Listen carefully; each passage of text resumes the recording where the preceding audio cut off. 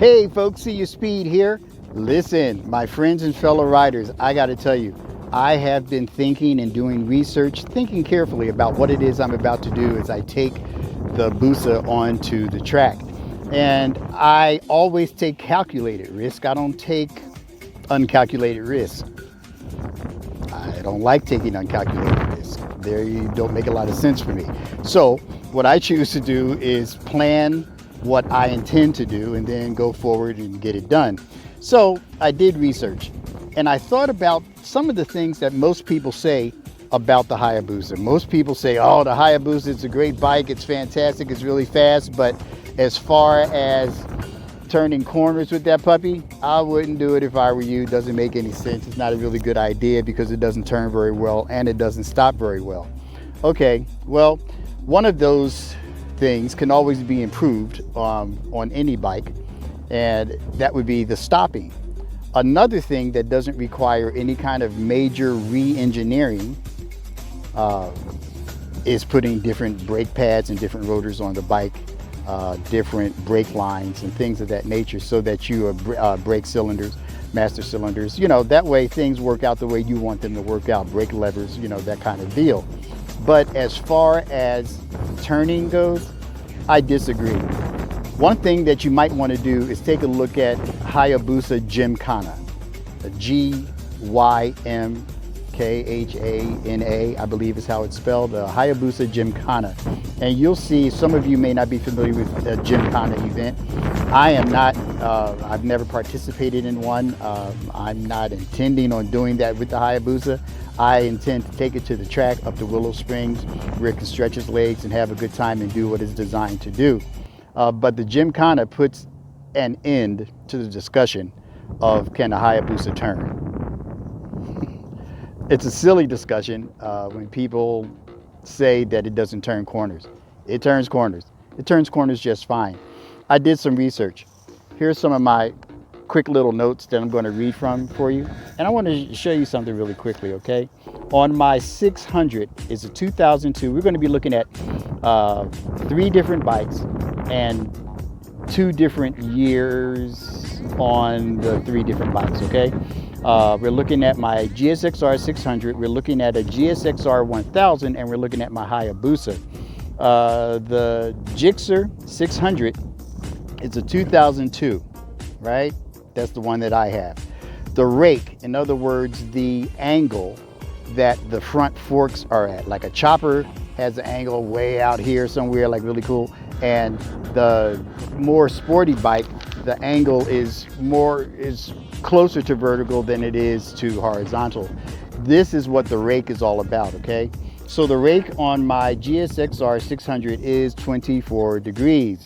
Guess what the rake is on my Hayabusa? 24.2 degrees, 0.2 degrees, okay? Guess what? 2002 GSX-R1000, guess what the rake is on that? 24 degrees. Wow. So again, 24 degrees for a GSX-R1000 of a 2002 vintage, and 24 degrees for a 2002 600 GSX-R. 24 degrees, right? So I wanted to kind of even the playing field a bit, so I decided let's take a look at a 2009 GSX-R1000. What is the rake on that? Well, I don't know if somebody felt it was necessary, but obviously the engineers did, and they made the rake of a 2009 GSX-R1000 23.9 degrees, 0.9 degrees. So we lost a degree from 2002 up to 2009 on a GSX-R1000. We lost a degree because in 2002 it was 24 degrees, just like the rake of my 600. Now there's something else that matters. I'm not trying to give a class here, you guys. I really am not, okay? But there is something else that matters, and it has to do with the trail. The trail is part of the setup that allows your wheel, your front forks to turn, to fall into a turn, if that makes any sense. And I just kind of want to keep it simple because, like I said, I'm not trying to give a class to anybody. So the trail on a 2002 GSX-R600 is 96 millimeters or 3.8 inches, okay? The trail on a 2002 GSX-R 1000 is 96 millimeters or 3.8 inches. Guess what the trail is on the Busa? 98 millimeters. I go up 2 millimeters in length of my trail, but it's not enough for it to change from more than 3.8 inches. So what do we have here? There's a lot of differences. It has to do with wheelbase and so forth and so on. Some of you guys, gals that are out there who build bikes, who engineer bikes and build them from start out with a frame. You build a frame and you start out setting yourself up in what you're going to do with your rake and your trail, the way you angle your forks. You know exactly what I'm talking about.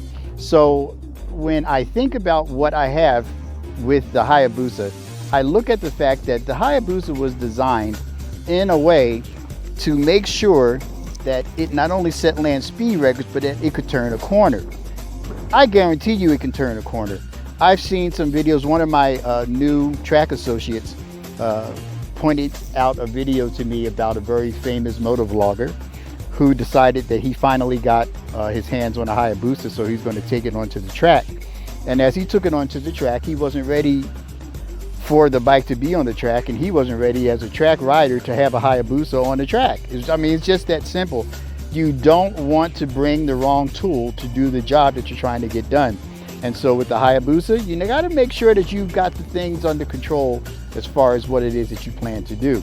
That's what I plan to do, make sure I have my stuff under control. I'm training, I'm working out, I'm doing all the things I need to do to make sure that I can have an enjoyable experience with the Busa. But I guarantee you a couple of things, folks. That Busa is going to turn some corners. It's going to lean into some corners. We're going to have a good knee scraping time with this bad boy. It's going to be fun. So I'll keep you posted as we go along. But for now, Senior Speed is out.